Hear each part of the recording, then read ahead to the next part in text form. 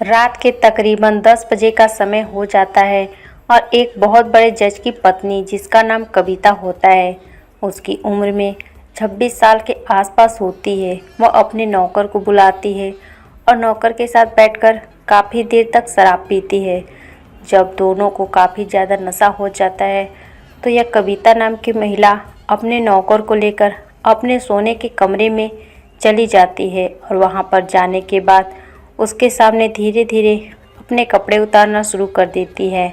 और इस तरह से जैसे ही वो अपने कपड़े उतार देती है तो ये जो इनका नौकर होता है, जिसका नाम अजय होता है, उसके बड़े बड़े वस्त्र को देखकर और उसके गोरेपन को देखकर उस पर मोहित हो जाता है।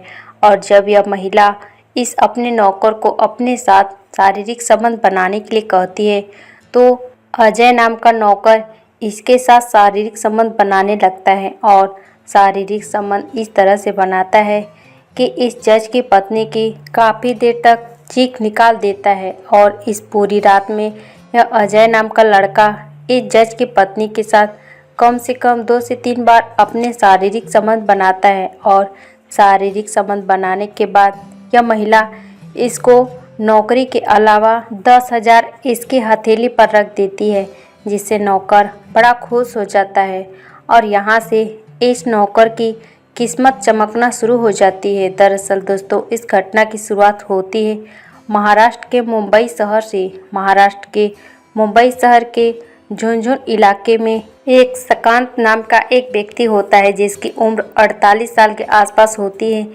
ऐसे वह एक जज होता है और उसकी 2 औलाद होती हैं, एक बेटा और बेटी। रमेश और प्रियंका विदेश में जाकर यानी कि अमेरिका में जाकर वहां पर परमानेंटली सेटल हो जाते हैं और वहीं पर रहकर अपना कामकाज करते हैं। अब शशिकांत का यहाँ पर काफ़ी बड़ा बिजनेस होता है। उसको संभालने के लिए वह दिन रात मेहनत करता है, लेकिन जैसे ही बेटा और बेटी विदेश में चले जाते हैं तो घर पर ये अकेला रह जाता है, क्योंकि आज से 4 साल पहले शशिकांत की पति की मौत हो चुकी थी। और इस तरह से अपने आप ही अपना खाना बनाता है, सारा काम अपने आप ही करता है। यह नौकर के सहारे बैठने वाला व्यक्ति नहीं होता है, क्योंकि यह परिश्रम करना इसकी मजबूरी होती है, इसकी आदत होती है। लेकिन कुछ समय यह परेशान रहता है, उदास रहने लगता है और उदास रहते हुए अपने मन में ख्याल लाता है कि क्यों ना मैं एक दूसरी शादी कर लूं। और इस तरह से यह एक औरत जिसकी उम्र 26 साल के आसपास होती है, जिसका नाम कविता होता है, उससे यह शादी कर लेता है। कविता बहुत ही गरीब परिवार से होती है, लेकिन देखने में बड़ी सुंदर होती है। और इस तरह से इसका गोरा बदन देखकर यह शशिकांत नाम का जज इस पर मोहित हो जाता है। और जैसे ही सुहाग रात की पहली रात होती है, उसमें यह जज इसको खुश नहीं कर पाता, यानी कि जो महिला होती है इससे संतुष्ट नहीं हो पाती। और इस तरह से लगभग 4 से 5 महीने का समय गुजर जाता है। अब यह महिला, जिसका नाम कविता होता है, यह अपने पति से बिल्कुल भी खुश नहीं रहती है। इसका अकेलापन इसको खाने लगता है, इसके मन में काफ़ी उदासी घर कर जाती है। और दूसरी तरफ जो शशिकांत होता है, कई महीने अपने बिजनेस के चलते और अपने पैसे के चलते घर पर भी नहीं आ पाता था, जिसके कारण इसकी पत्नी और भी ज़्यादा परेशान रहती है। अब एक दिन जैसे ही रविवार का दिन होता है तो शशिकांत पत्नी कविता के साथ बैठकर पार्क में चाय पी रहा होता है। अचानक से वहाँ पर एक लड़का, जिसका नाम अजय होता है, वहाँ पर आ जाता है। अजय नाम का लड़का बहुत बड़े जज, जिसका नाम शशिकांत होता है, इसको नौकरी के लिए पूछता है। और शशिकांत की पत्नी, जिसका नाम कविता था, उस लड़के को देखकर उस पर मोहित होने लगती है, क्योंकि अजय कम से कम 6 फुट की हाइट का था और काफ़ी हष्ट-पुष्ट और हट्टा-कट्टा लड़का होता है। वहाँ पर शशिकांत कुछ भी नहीं कहता है, लेकिन शशिकांत की जो पत्नी होती है कविता, इस अजय नाम के लड़के को अपने कार का ड्राइवर रख लेती है। और शशिकांत अपनी पत्नी की बहुत ज़्यादा मानता था, इसलिए शशिकांत उसको मना भी नहीं कर पाता है। शशिकांत की पत्नी कविता अपने पति से 1 मिनट बातचीत करती है और बातचीत करने के बाद इस अजय नाम के लड़के को 10,000 महीने की नौकरी पर रख लेती है। 10,000 की नौकरी पाकर ये लड़का अजय बड़ा खुश हो जाता है और जैसे ही अगले दिन इस मालकिन के घर पर पहुंचता है तो सबसे पहले गाड़ी की साफ सफाई करता है और बचे हुए समय में घर के छोटे मोटे काम काज करता है। शशिकांत अपने बिजनेस के चलते बाहर चला जाता है और घर पर रह जाती है शशिकांत की पत्नी कविता और यह दूसरा नौकर। और इस तरह से ये शशिकांत की पत्नी जिसका नाम कविता होता है अपने नौकर के साथ अजय के साथ समय से घूमने के लिए बाहर जाती है। जैसे ही नौकर और ये कविता बाहर घूमने जाते हैं तो आपस में बातचीत करने लग जाते हैं और बातचीत इतने गहरे तरीके से करते हैं कि एक दूसरे से दोनों घुल मिल जाते हैं और कुछ दिनों के बाद यह अपने बीच में एक ऐसी दोस्ती का रिश्ता कायम कर लेते हैं। इसी तरीके से लगभग 2 महीने का वक्त गुजर जाता है, लेकिन दोनों को पता नहीं चलता है कि 2 महीने का वक्त कैसे गुजर गया। एक तरफ तो कविता इस नौकर के बारे में सोचने लगती है और सोचते सोचते अपने मन में यह धारणा बना लेती है कि मुझे अपने नौकर के साथ अपने शारीरिक संबंध बनाने हैं। और दूसरी तरफ ये नौकर भी इसको मन ही मन प्यार करने लगता है, लेकिन इजहार नहीं कर पाता है। और आज के समय में जैसे रात होती है तो रात को शशिकांत का एक फ़ोन कॉल कविता के पास आता है और शशिकांत अपनी पत्नी को यह कहता है कि आज रात मैं घर पर नहीं आ पाऊँगा। और इस तरह से आज की रात पर दोनों ही घर पर अकेले होते हैं, यानी कि कविता और उसका नौकर अजय ही घर पे होते हैं। रात के तकरीबन 9 बजे का समय हो जाता है। यह महिला अपने नौकर से अपने शारीरिक संबंध बनाने के बारे में सोचने लगती है और इस तरह से कविता एक शराब की बोतल उठाकर लाती है और अपने नौकर को आवाज़ लगाती है। अब ये नौकर और कविता दोनों ही बैठकर काफ़ी देर तक शराब पीते हैं और शराब जब इतनी ज़्यादा पी लेते हैं कि दोनों को काफ़ी ज़्यादा नशा हो जाता है। अब कविता नशे में अपने मन की बात इस नौकर के साथ शेयर करने लगती है और बातचीत करते करते आओ देखती है न ताओ देखती है, अपने नौकर की बाजू पकड़कर उसको अपने सोने वाले कमरे में ले जाती है। जैसे ही दोनों कमरे में प्रवेश करते हैं तो यह महिला जिसका नाम कविता होता है अपने एक एक कपड़े उतारने लगती है और कपड़े उतारने के बाद अजय नाम के नौकर के सामने बिल्कुल नग्न अवस्था में खड़ी हो जाती है।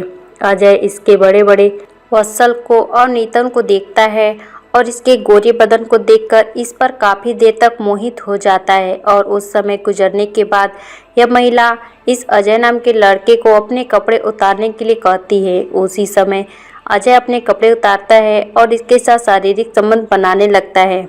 अजय इसके साथ इस तरीके से शारीरिक संबंध बनाता है कि इस कविता नाम की महिला की चीखें निकाल देता है और इस तरह से शारीरिक संबंध कम से कम 2 से 3 बार बनाए जाते हैं। और इस तरह से शारीरिक संबंध कम से कम 2 से 3 बार बनाए जाते हैं और 2 से 3 बार शारीरिक संबंध बनाने के दौरान ये अजय नाम का लड़का इस महिला की चीखें निकाल देता है और यह महिला इससे काफ़ी ज़्यादा खुश हो जाती है। और इस तरह से अपने संबंध बनाने के बाद यह महिला इसको इसकी नौकरी के अलावा 10,000 इसकी हथेली पर एक्स्ट्रा के रूप में रख देती है। अब यह अजय नाम का लड़का उन पैसों को लेकर काफ़ी ज़्यादा खुश हो जाता है और आज से इस नौकर की किस्मत चमकना शुरू हो जाती है। और इस तरीके से लगभग 6 महीने का वक्त गुजर जाता है।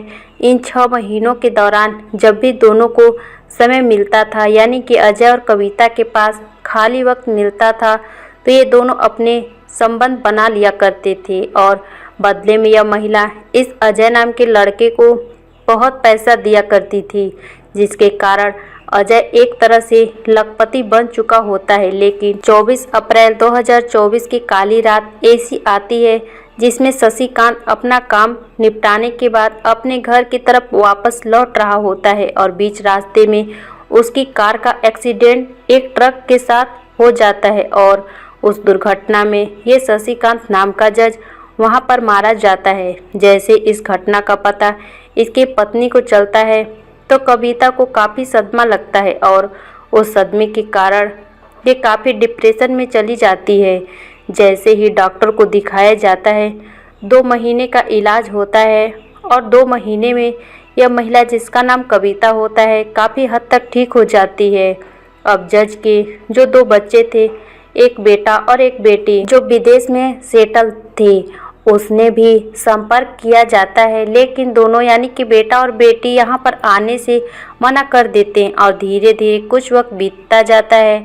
तो 9 सितंबर 2024 को एक ऐसा इतिहास लिख दिया जाता है कि एक कविता नाम की महिला अपने नौकर को अपनी शादी के लिए तैयार करती है और इस तरह से लगभग 11 सितंबर 2024 को अजय और यह महिला दोनों ही मंदिर में जाकर शादी कर लेते हैं। यह शादी एक फीमेल शादी होती है क्योंकि यहाँ पर एक जज की पत्नी थी और दूसरी तरफ एक नौकर होता है। इस तरह से ये चर्चा जो है अखबार की सुर्खियाँ बन जाती है और सोशल मीडिया पर जमकर इस शादी को लेकर काफ़ी ज़्यादा हंगामा होता है।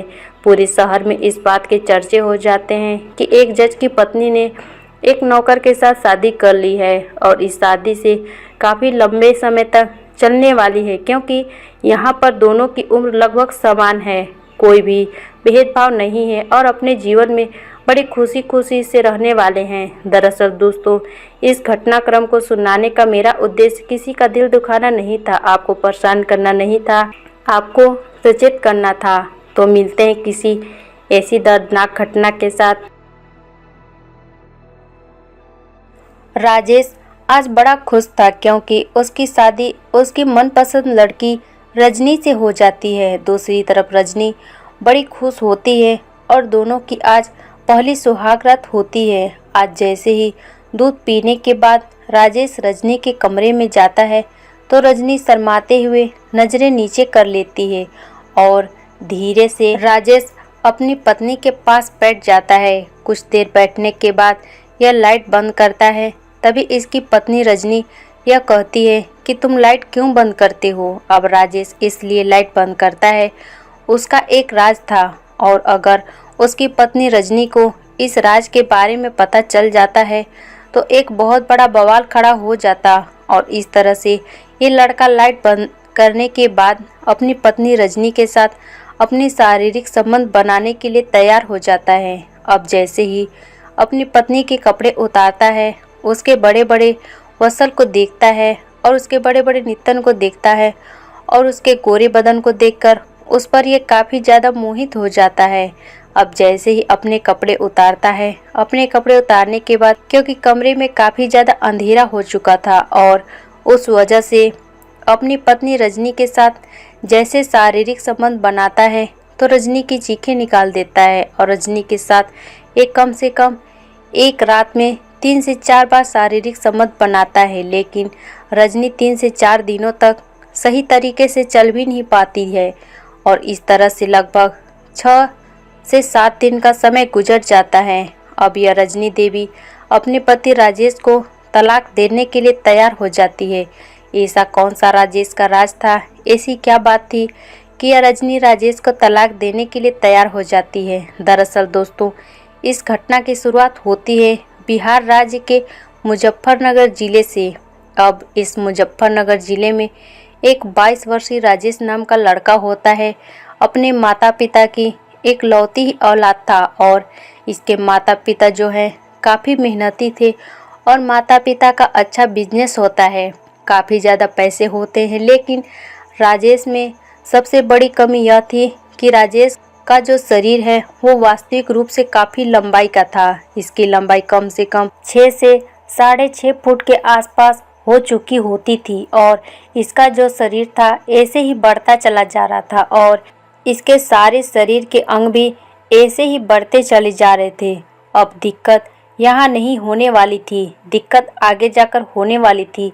जैसे इसके 4 से 5 रिश्ते टूट जाते हैं शादी के, तो एक रजनी देवी नाम की इसके लिए एक रिश्ता आता है राजेश के लिए। जैसे ही रजनी का रिश्ता आता है तो इन दोनों को यानी कि रजनी और राजेश को एक कमरे में अलग से बिठा दिया जाता है। काफ़ी देर तक राजेश और रजनी बैठकर बातचीत करते हैं और एक दूसरे को काफ़ी पसंद भी करने लगते हैं।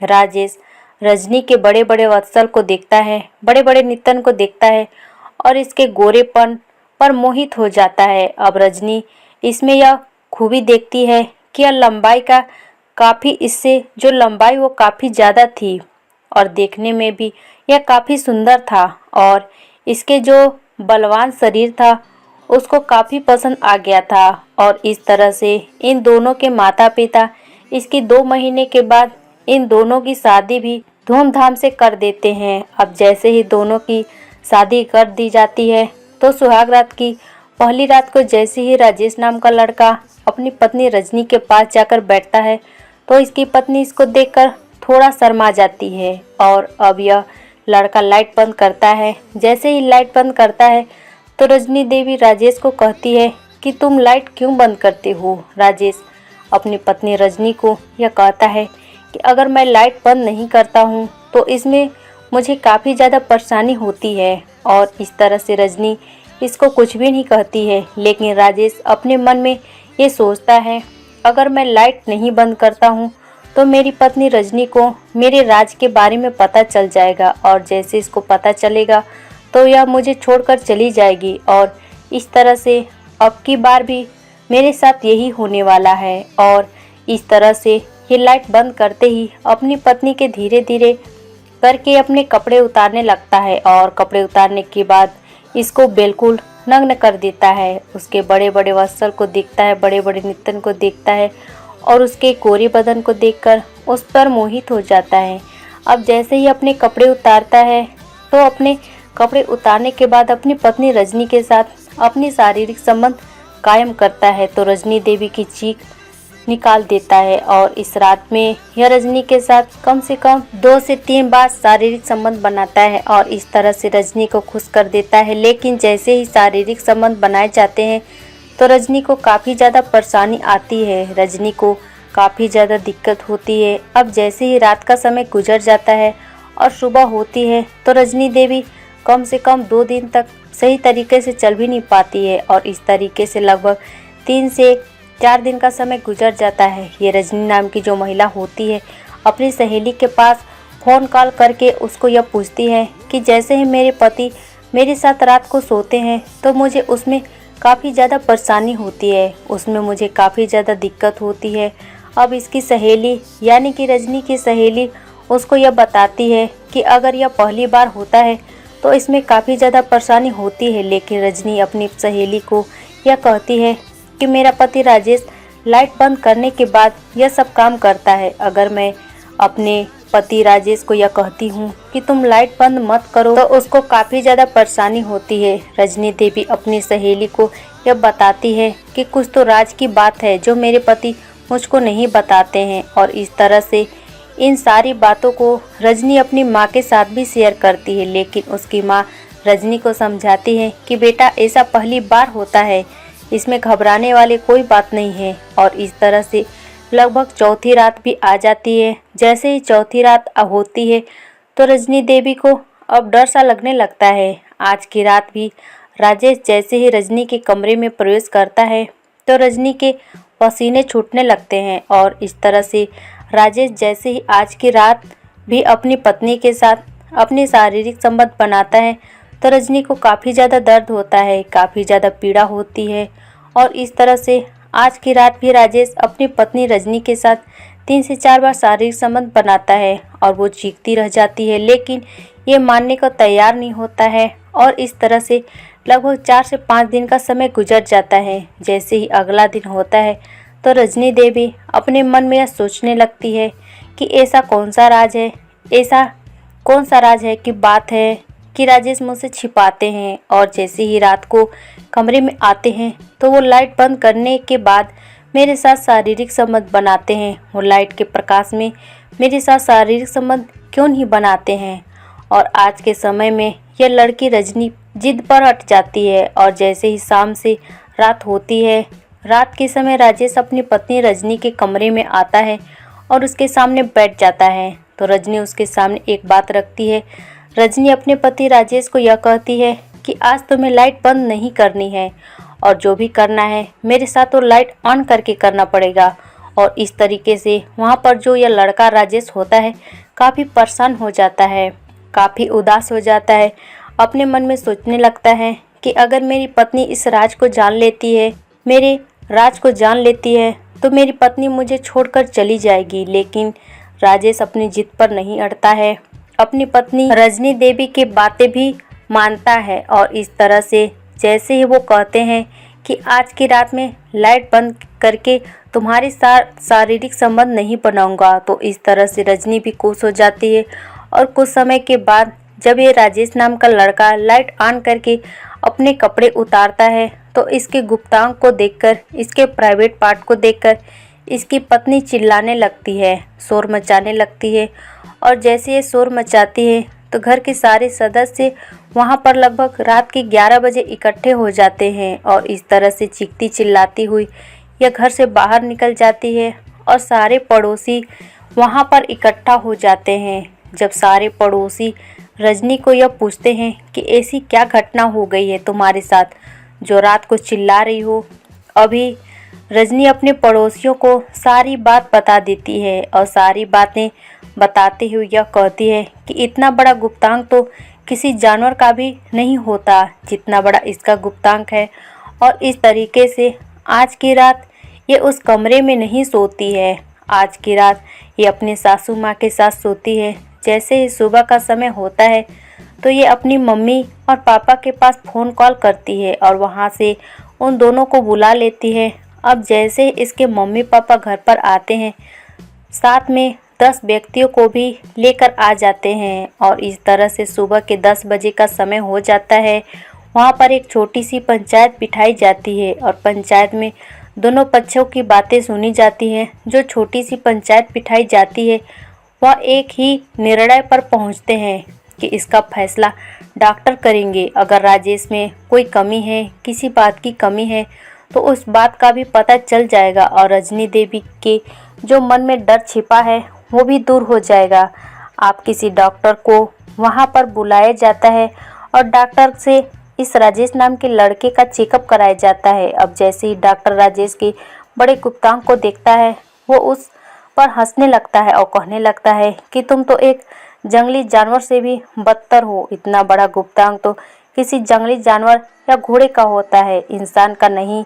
और इस तरह से वहाँ पर राजेश मायूस हो जाता है और सोचने लगता है कि अब तो मेरा रिश्ता यह भी ख़त्म होने वाला है। डॉक्टर जैसे ही राजेश का चेकअप करने के बाद पंचायत में पहुँचता है तो पंचायत के सभी पंचों को और सरपंच को यह बात बताई जाती है कि जो राजेश का गुप्तांक है वो सामान्य से काफ़ी बड़ा है। इतना बड़ा गुप्तांक तो किसी जंगली जानवर का होता है या किसी घोड़े का होता है, इतना बड़ा गुप्तांक किसी इंसान का नहीं होता। जैसे ही पंचायत इस बात को सुनती है तो पंचायत भी हैरान हो जाती है। अब रजनी देवी के ऊपर यह बात छोड़ दी जाती है कि रजनी देवी क्या फैसला लेती है और इस तरह से पंचायत वहां पर ख़त्म हो जाती है। अब रजनी देवी के माता पिता रजनी को लेकर राजेश के घर पर ही आ जाते हैं। जितने भी रिश्तेदार वहां पर बैठे हुए थे दोनों बच्चों को काफ़ी देर तक समझाते हैं, लेकिन रजनी देवी अपनी बात पर अड़ी रहती है।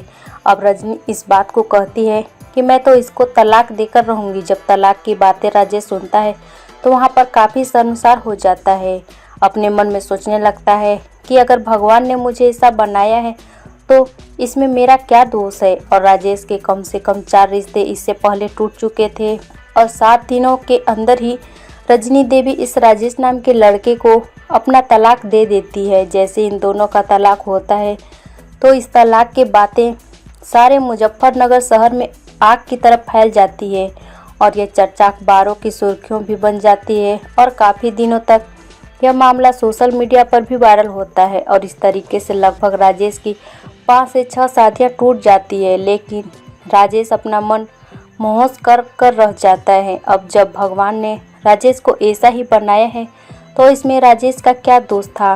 दूसरी तरफ रजनी देवी भी इसमें कोई भी गलती नहीं होती है और क्योंकि वह अपने पति राजेश से इस बात के लिए अभी खुश नहीं रह पाती और इस तरह से रजनी का जीवन वहाँ पर बर्बाद हो जाता है। यह सोचकर कि वह रजनी देवी की थी, लेकिन राजेश की भावनाओं की कदर नहीं की जाती और इस तरह से इन दोनों की शादी सोशल मीडिया पर भी एक मजाक बनकर रह जाती है। दरअसल दोस्तों, इस घटना को सुनाने का उद्देश्य किसी का दिल दुखाना नहीं था, किसी को परेशान करना नहीं था, बल्कि आपको सचेत करना था, आपको सतर्क करना था। मिलते हैं किसी ऐसी घटना के साथ, ऐसी कहानी के साथ। तब तक के लिए धन्यवाद। और अगर मेरे चैनल पर नए होंगे तो प्लीज़ मेरे चैनल को सब्सक्राइब ज़रूर कीजिएगा। रात के तकरीबन 12 बजे का समय होता है और एक चोर चोरी करने के इरादे से मंत्री के घर में घुस जाता है। जैसे ही मंत्री के घर में घुसता है तो एक कमरे में जाता है और कमरे में जाकर देखता है कि वहाँ पर मंत्री की पत्नी सोई हुई थी। और जैसे ही यह चोर चोरी करने लगता है तो थोड़ी सी आवाज़ के कारण ये मंत्री की पत्नी की आंख खुल जाती है। जब मंत्री की पत्नी उस चोर को देखती है तो उस पर मंत्र मुग्ध हो जाती है, क्योंकि चोर की हाइट कम से कम 6 फुट की होती है और एक हट्टा कट्टा पहलवान जैसा लड़का होता है। और मंत्री की पत्नी उस चोर को यह कहती है कि तुम्हें मेरा एक काम करना पड़ेगा। अगर तुम वो काम कर देते हो तो उसके बदले में जितना मर्जी पैसा ले जा सकते हो। और इस तरह से बातें करती हुई मंत्री की पत्नी अपने एक एक कपड़े को उतारने लगती है और कपड़े उतारने के बाद बिल्कुल नग्न अवस्था में इस चोर के सामने खड़े हो जाती है। अब ये चोर उसके बड़े बड़े वत्सल को देखता है, उसके बड़े बड़े नितन को देखता है और मंत्री की पत्नी के गोरेपन को देखकर उस पर मोहित हो जाता है। कुछ समय के बाद यह मंत्री की पत्नी इस लड़के को अपने साथ शारीरिक संबंध बनाने के लिए बोल देती है और इस तरह से लड़का इसके साथ शारीरिक संबंध बनाने के लिए तैयार हो जाता है। दरअसल दोस्तों, इस घटना की शुरुआत होती है उत्तर प्रदेश के लखनऊ शहर की मुलाना कॉलोनी से। इस मुलाना कॉलोनी में एक 44 साल का रामदयाल नाम का एक शख्स मंत्री होता है, जो कई साल मंत्री पद पर काम कर चुका होता है।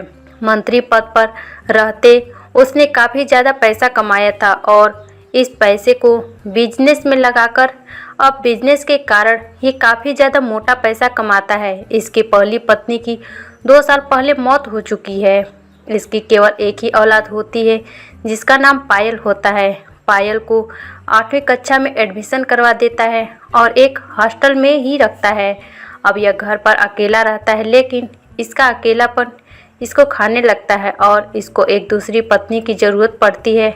अब ये एक हिना नाम की लड़की, जिसकी उम्र लगभग 28 के आसपास होती है, उससे शादी कर लेता है। हिना देखने में काफ़ी ज़्यादा खूबसूरत थी। उसके बड़े बड़े वत्सल, उसके बड़े बड़े नितन और उसका गोरा बदन देखकर उस पर यह मोहित हो गया था और आज के समय में यह हिना से शादी कर लेता है। हिना की भी दूसरी शादी होती है, क्योंकि पहले पति ने उनको तलाक दे दिया था, लेकिन जिस समय रामदयाल ने उनको देखा था तो उस समय पर मोहित होने के कारण इससे शादी कर ली थी। आज की जैसे पहली सुहाग रात होती है, रामदयाल हिना के पास जाता है और हिना को अपने शारीरिक संबंध बनाने के लिए बोलता है। जैसे ही रामदयाल हिना के साथ शारीरिक संबंध बनाता है तो यह अपना काम सिर्फ 30 सेकंड में ही खत्म कर देता है। इस तरह से हिना इससे ज़्यादा खुश नहीं हो पाती है और वह उस रात मायूस होकर अपने बिस्तर पर सो जाती है। जैसे ही दूसरा दिन होता है तो दूसरे दिन भी यही हालत होती है और इस तरह से 3 से 4 दिन बीत जाते हैं, लेकिन जो हिना नाम की ये महिला होती है अपने पति रामदयाल से खुश नहीं हो पाती और इस तरीके से लगभग 2 महीने का वक्त गुजर जाता है। एक तरफ तो रामदयाल अपने बिजनेस में बिजी रहता था और बिजी रहने के कारण अपनी पत्नी हिना को वक्त नहीं दे पाता था। दूसरी तरफ हिना अपने शारीरिक संबंधों को लेकर काफ़ी परेशान रहने लगती है। वह काफ़ी उदास रहने लगती है। उसका अकेलापन उसको खाने लगता है और वह सोचने लगती है कि मैं किसी दूसरे व्यक्ति के साथ अपने शारीरिक संबंध बना लूं। और इस तरीके से लगभग 10 दिन और गुजर जाते हैं। जैसे एक दिन हिना अपने पति रामदयाल के साथ एक पार्क में बैठी हुई थी, तभी अचानक से एक लड़का उनके पास आता है और यह लड़का हरी सिंह था, जिसकी उम्र लगभग 22 साल के आसपास होती है और देखने में काफ़ी हट्टा कट्टा होता है। लगभग 6 फुट की हाइट की ऊंचाई लड़का का होता है। इस हरी सिंह की एक बहन होती है, वो काफ़ी बीमार थी और उसको ऑपरेशन कराने के लिए इन दोनों से 2 लाख रुपए मांगता है, लेकिन हिना इसको मना कर देती है, एक भी पैसा नहीं देती है। यह लड़का, जिसका नाम हरी सिंह होता है, मंत्री की पत्नी हिना से काफ़ी देर तक रिक्वेस्ट करता है, काफ़ी देर तक प्रार्थना करता है और मंत्री से भी यह काफ़ी देर तक प्रार्थना करता है, लेकिन मंत्री और मंत्री की पत्नी हीना दोनों इसको पैसा देने से मना कर देते हैं। यह लड़का काफ़ी जिद्दी किस्म का होता है और आज की रात ये इन दोनों के घर में चोरी करने के बारे में सोचने लगता है और यह सोचने लगता है कि मैं चोरी से जो भी पैसा कमा के लाऊंगा उस पैसे से अपनी बहन का ऑपरेशन कराऊंगा। जैसे ही शाम का वक्त होता है तो रामदयाल अपनी पत्नी हीना को यह कहता है कि मुझे बिजनेस के चलते किसी काम से बाहर जाना है और आज रात में घर पर नहीं आ पाऊंगा। रामदयाल अपनी पत्नी हीना से दो बातें कहकर अपने काम पर निकल जाता है और जैसे ही रात के 9 बजे का समय होता है तो हीना अपना खाना खाकर अपने बिस्तर पर चली जाती है और लगभग रात के 12 बजे का समय हो जाता है। यह हरि सिंह नाम का लड़का मंत्री के घर में चोरी करने के इरादे से घुसता है और जैसे ही यह हीना के कमरे में जाता है तो देखता है कि हीना सोई हुई थी और इस तरह से यह चोरी करने लग जाता है और चोरी करने के दौरान थोड़ी आवाज़ आती है। उस आवाज़ के कारण हीना की आंख खुल जाती है और जैसे ही हीना इस चोर को देखती है तो इस पर मोहित हो जाती है और जब चोर के चेहरे से कपड़ा हटाया जाता है तो ये देखती है कि ये तो हरि सिंह नाम का वही लड़का होता है। अब इस हरि सिंह नाम के लड़के को पैसे की काफ़ी ज़्यादा ज़रूरत होती है और हीना इसकी कमज़ोरी को समझने लगती है। अब हीना इस लड़के को कहती है कि अगर तुम मेरा एक काम करते हो तो मैं तुम्हें काफ़ी ज़्यादा पैसा दूंगी। रामदयाल की पत्नी हीना यह सब बातें कहते हुए इस लड़के के सामने अपने कपड़े उतारना शुरू कर देती है। जैसे ये अपने कपड़े उतार कर इस लड़के के सामने यानी कि चोर के सामने नग्न खड़ी हो जाती है तो यह चोर जिसका नाम हरि सिंह था इसको एकटक देखता रहता है। इसके बड़े बड़े वर्ग को देखता है, इसके बड़े बड़े नितन को देखता है और इसके गोरे बदन को देखकर इस पर मोहित हो जाता है और इस तरह से हीना इस लड़के को अपने साथ शारीरिक संबंध बनाने के लिए कहती है। जिस समय ये लड़का इस हीना नाम की महिला के साथ अपने शारीरिक संबंध बनाता है तो हीना की चीखें निकाल देता है और आज की रात हीना के साथ यह चोर 2 से 3 बार अपने शारीरिक संबंध बनाता है और जैसे ही शारीरिक संबंध बनाता है तो हीना इसको खुश होकर फीस के तौर पर लगभग 2 लाख रुपए देकर यहाँ से भेज देती है।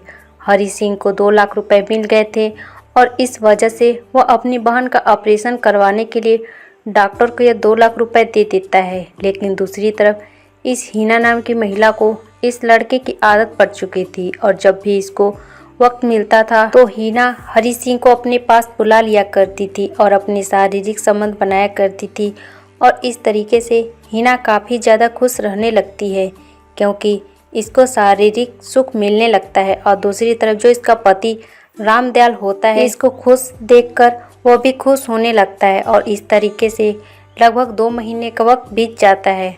अब ये जो हीना नाम की महिला होती है इस लड़के हरि सिंह को दिन में भी बुलाने लगती है और दिन में भी अपने शारीरिक संबंध बनाने लगती है। 12 सितंबर 2024 को लगभग शाम के 4 बजे का समय होता है और यह लड़का जैसे ही दबे पांव इस मंत्री की पत्नी के घर में जाता है और मंत्री की पत्नी के कमरे में जाकर मंत्री की पत्नी हीना के साथ अपने शारीरिक संबंध बना रहा होता है। उसी समय थोड़ी देर बाद यह मंत्री जिसका नाम रामदयाल होता है अचानक से बिना आवाज़ किए अपने घर में प्रवेश कर जाता है और घर में जाने के बाद यह देखते हैं कि इसकी पत्नी हीना इस हरि सिंह नाम के लड़के के साथ अपने शारीरिक संबंध बना रही होती है। इन दोनों का आपत्तिजनक स्थिति में देखकर रामदयाल काफ़ी आग बबूला हो जाता है।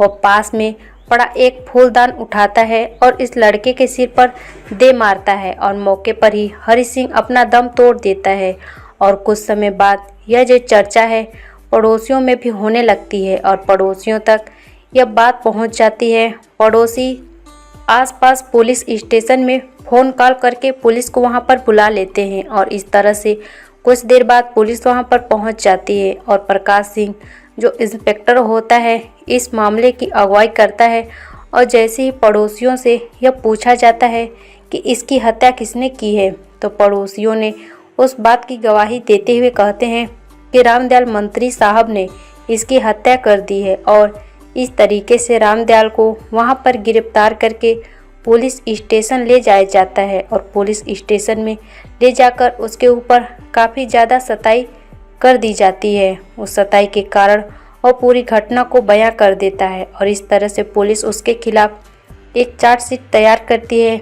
उस पर एक मुकदमा चलाया जाता है। और यह बात भविष्य के गर्भ में छिपी हुई है कि इस मुकदमे के दौरान इस मंत्री को कितने सालों की सज़ा मिलने वाली है। दरअसल इस पूरे घटनाक्रम में सबसे बड़ी गलती हिना की होती है, यानी कि मंत्री की पत्नी हिना की होती है। दूसरी सबसे बड़ी गलती इस हरि सिंह नाम के लड़के की होती है। इन दोनों ने ही अपने नाजायज़ संबंध बनाए थे और नाजायज़ संबंध बनाने के कारण यह लड़का अपनी मौत के दरवाजे तक पहुंच गया था। दरअसल दोस्तों, इस घटना को सुनाने का उद्देश्य मेरा किसी का दिल दुखाना नहीं था, आपको परेशान करना नहीं था, बल्कि आपको सतर्क करना था, आपको सचेत करना था। तो मिलते हैं किसी ऐसी ही दर्दनाक घटना के साथ। तब तक के लिए जय हिंद, वंदे मातरम। और मेरे चैनल पे नए होंगे तो प्लीज़ मेरे चैनल को सब्सक्राइब ज़रूर करें। धन्यवाद। नमस्कार दोस्तों, मेरा नाम कनिका है। मेरी शादी को 3 साल हो गए हैं। मेरे पति दिल्ली के एक फैक्ट्री में मार्केटिंग एग्जीक्यूटिव कंपनी में काम करते हैं। मैं भी उस कंपनी में सेल प्रमोटर का काम करती हूँ। सेल्स प्रमोटर का काम क्या होता है आप जानते ही होंगे। इस बारे में मेरे पति को मालूम है। मेरे पति सुमित काम के सिलसिले में अक्सर घर से बाहर रहना पड़ता। इस काम के लिए मेरे पति देव की सैलरी औरों से ज़्यादा मिलती है। वह सोचते हैं कि शायद अनीस इतना पैसे उन्हें अपनी दोस्ती की खातिर देता है, मगर असल बात यह है कि उसे रुपया मेरी मेहनत की खातिर मिलता है। दोस्तों, मेरी शादी सुमित से हुई थी। तब सुमित लखनऊ में एक प्राइवेट फर्म में काम करता था। शायद मेरी किस्मत खराब थी जो मेरी शादी के 2 महीने बाद ही सुमित के फैक्ट्री में हड़ताल हो गई। एक बार जो लॉकआउट हुआ तो फिर दोबारा खुला ही नहीं। काफ़ी ढूंढने पर भी कहीं नौकरी नहीं मिली। हमारे पास जमा पैसे धीरे धीरे खत्म होने लगे।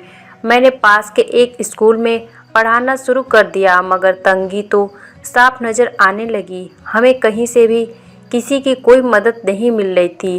परिवार वालों ने भी कुछ ही दिनों में अपना अपना मुंह मोड़ लिया। सुमित रोज़ नौकरी के लिए इधर उधर भटकते रहते थे। एक दिन अचानक दिल्ली से सुमित के नंबर पर फ़ोन आया। सुमित ने वापस आकर खुश होते हुए कहा, मेरे एक दोस्त अनीस का फ़ोन आया था, तुम उससे नहीं मिली हो? वह दिल्ली में रहता है, बहुत पैसे वाला है। एक इलेक्ट्रॉनिक सामान बनाने की फैक्ट्री है उसकी। वह किसी काम से लखनऊ आ रहा है। हमारी शादी में नहीं आ पाया था, इसलिए हमसे मिलने आएगा। मैंने कहा यहीं पर रहेगा क्या? मैंने अपने चारों ओर नज़र डालते हुए पूछा तो वो बोले नहीं रहेगा तो होटल में, मगर हमसे मिलने आएगा। उसे एक दिन खाने पर बुला लेंगे। उसके ढंग से खातिरदारी करना। वह चाहे तो मुझे अपनी कंपनी में ही कहीं नौकरी दे सकता है, फिर हमारे बुरे दिन खत्म हो जाएंगे। मेरे पति ने मेरे साथ मस्ती करते हुए कहा, अनीस बहुत ही रंगीला किस्म का आदमी है। रेणु भाभी को शादी के कुछ साल बाद ही कैंसर हो गया था और कुछ ही दिनों में अनीस को अकेला छोड़कर चली गई। अनीस से मिलोगी तो देखना कितना हैंडसम है। मेरा दोस्त काफ़ी लड़कियां उसे शादी करने को आज भी तैयार हो जाएं, मगर वह कहता है कि रेणु की जगह किसी को नहीं दे सकता और देखना तुम्हें भी अपने मोह जाल में ना बांध ले। मैंने उनकी बातों को हंसी में उड़ा दी, मगर अकेले में उनके बारे में सोचने लगी। उससे मिलने की काफ़ी इच्छा हो रही थी कि देखूं कैसा आदमी है जिसकी मेरे पति ने इतनी बड़ाई कर रहे हैं। मैं रोज़ सुबह घर का काम जल्दी निपटा कर स्कूल निकल जाती थी। सुमित उसके बाद काम ढूंढने के चक्कर लगाने निकल पड़ते थे, जो शाम तक ही लौटते थे। शनिवार को उस दिन की कुछ जल्दी आ गई और घर के कामों में लग गई। काम खत्म करने के बाद नहाने जाने लगी, तभी डोरबेल बजा। मैंने सोचा आज लगता है सुमित जल्दी लौट आया। सोचकर मैंने एक झटके से दरवाज़ा खोला। बाहर एक बहुत ही हैंडसम आदमी खड़ा था। मैं भी एक अपरिचित को सामने देखकर भौचक्के रह गई थी। उसने कहा, नमस्कार भाभी जी, मैं अनीस, आपके पति का दोस्त। मैंने कहा नमस्ते आइए अंदर आइए। मैं उनके सामने काफ़ी संकोच कर रही थी, मगर उसकी मज़ेदार बातों ने मेरी झिझक खत्म हो गई। सुमित जब आया तब मैं उसकी किसी बात पर खूब हंस रही थी। सुमित बोला, तो तुम्हारी आपस में मुलाकात मेरे आने से पहले ही हो गई। मगर मेरे जवाब देने से पहले ही अनीस ने मेरी तरफ शरारती नज़रों से देखते हुए कहा, मुलाकात? भाई, हमारी मुलाकात तो बड़ी ही ज़ोरदार तरीके से हुई। दोनों पुराने दोस्त बातों में मशगूल हो गए और बातों बातों में उसे पता लग गया कि सुमित के पास कोई नौकरी नहीं है। अनीस ने कहा, यार मुझे तो बताया होता, मैं कुछ इंतजाम कर देता। अगर तुम ही देखो, मेरे पास इतना पैसा है मगर अपना बोलने वाला कोई नहीं। अगर अपने दोस्त के लिए कुछ कर सका तो इससे बड़ी खुशी और क्या होगी। सुमित के चेहरे पर एक ही मुस्कान आई। फिर एक शर्त पर तुम्हें नौकरी दे सकता हूँ। तुम लोगों को मेरे साथ रहना पड़ेगा। मेरे मकान का एक भाग खाली है, वहाँ तुम लोग रह लेना। घर में कुछ चहल पहल होती रहेगी।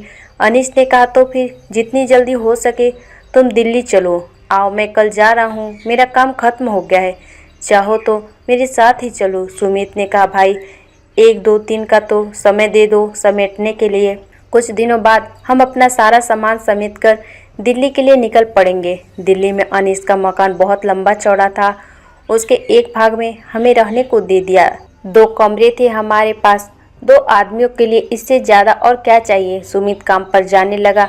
अनीस ने हमारी हालत का जायजा लेते हुए सुमित को आधी तनख्वाह पहले ही दे दी थी। अनीस अकेला ही रहता था। एक नौकर था, वो पास ही बने सर्वेंट क्वार्टर में रहता था और ड्राइवर वो सुबह 8 बजे आता और शाम 9 बजे घर चला जाता।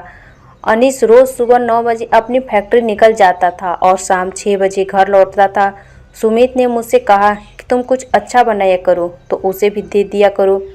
नौकर के हाथ का खाते खाते बोर हो गया होगा। अब मैं अनीस के लिए कुछ न बनाती, वो भी मुझे पास बैठा लेता था और तरह तरह की बातें होती थी। सुमित अगर शहर में होता तो आते आते 9 बज जाते थे। धीरे धीरे हम दोनों एक दूसरे के खुलने लगे। बातों बातों में रोमांटिक बातें भी होने लगी। एक दिन अनीस ने कहा, सुमित तो है ही नहीं, इतनी जल्दी जाकर क्या करूँगी, बैठो ना कुछ देर। मैंने कहा, अनीस जी आप अभी नशे में हैं, मैं अभी चलती हूँ, आपसे बाद में मिलूंगी कहकर मैं वहाँ से चली आई। उस समय तो मुझे उन पर गुस्सा आ गया था, मगर धीरे धीरे गुस्से ने एक अजीब सी सिहरन का रूप ले लिया। सोते समय मैंने अनीस के बारे में सोचने लगी। अगले दिन से मेरी दुनिया में परिवर्तन आने लगा। घर में मैं अब कुछ अच्छे कपड़े पहनने लगी। 2-3 दिन बाद की बात है। एक दिन शाम को अनीस जल्दी आया और बोला, हम आज चलो पिकवर्थ, अभी जल्दी से तैयार हो जाओ, 2 टिकट लिए हैं। आज पहली बार मैंने उनके साथ कहीं जा रही थी। दिल में एक अनजान सा भय था। मुझे देखने के बाद हम वापस घर आए। मैंने कमरे में घुसकर दरवाजे को कुंडी लगा दी। तभी बेल बजने लगी तो मैंने सोचा अनीस आया होगा। मुरली ने आकर कहा, साहब बुला रहे हैं, खाना तैयार है। मुझे देखकर मुरली ने मुस्कुराते हुए कहा, क्या बात है, आज लगता है अनीस साहब रात भर सो नहीं पाएंगे। अनीस ने इशारा किया, मुरली तुम टेबल पर हम दोनों का खाना लगाकर घर पर जाकर आराम करो। मैंने किचन में जाकर मुरली से कहा, तुम बहुत ही बदमाश होते जा रहे हो, तुम्हारी घरवाली से शिकायत करनी पड़ेगी। तो मुरली बोला, और तुम्हारे बारे में जानकार मुझे नहीं लगता कि सुमित साहब बहुत खुश होंगे। इस तरह मैं धीरे धीरे दलदल में धंसती चली जा रही थी। मुझे पता था मैं शायद अब इस घेरे से बाहर नहीं निकल पाऊंगी। अनीस ने मेरे पति को कहा, भाई भाभी इतनी पढ़ी लिखी हैं और ऊपर से बोलने का भी हुनर है। अनीस ने कहा, अगर तू कहे तो भाभी को मेरी कंपनी में सेल्स प्रमोटर की नौकरी दे दूंगा। मेरे पति ने कहा, यह तो बहुत अच्छी बात है, मेरी और कनिका की सैलरी से थोड़े पैसे इकट्ठे हो जाएंगे, फिर मैं भी उसी कंपनी में काम करने लगी। अब मैं अनीस के साथ कंपनी में जाने लगी। मेरा काम थोड़ा मुश्किल था, लेकिन धीरे धीरे मैं अपने काम में एक्सपर्ट होती चली गई। इन सब के बदले अनीस मेरे पति को अच्छी खासी सैलरी देने लगा। तो दोस्तों, कैसी लगी हमारी कहानी? अच्छी लगी तो हमारे चैनल को सब्सक्राइब जरूर करें। मिलते हैं अगली कहानी में, तब तक अपना ख्याल रखिए। धन्यवाद।